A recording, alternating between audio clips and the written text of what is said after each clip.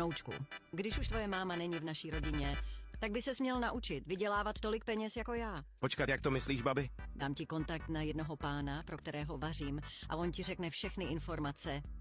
Pracuje pro vás moje babička? Ano, řekla mi, jestli bych ti nemohl dát nějakou práci. Moje babička denně vydělává přes několik milionů a neznám moc prací, kde se dá vydělat tolik. Takže co by to bylo za práci? Budeš dělat to, co tvá babička. Budeš vařit perník. Počkat, jako ten perník, jako perník? Ano, ale potřebuju, aby jsi našel nějakého kamaráda, který by do toho šel s tebou. Já úplně nevím, jestli se na tuhle dráhu chci vydat. Je to hodně riskantní. Tvá babička by tě všechno naučila. Poté budeš mít plat 3 miliony na měsíc. Taková nabídka už se ti nikdy nenaskytne. 3 miliony? Ano, a jen za měsíc práce. Máš štěstí, že pro mě pracuje tvá babička. Jinak bys takovou šanci nikdy nedostal. To zní lákavě. Máte pořešený praní peněz a policii? Tohohle se bát nemusíš. Takže jdeš do toho, nebo ne? Beru to. Dobře, jo, a ještě jedna věc.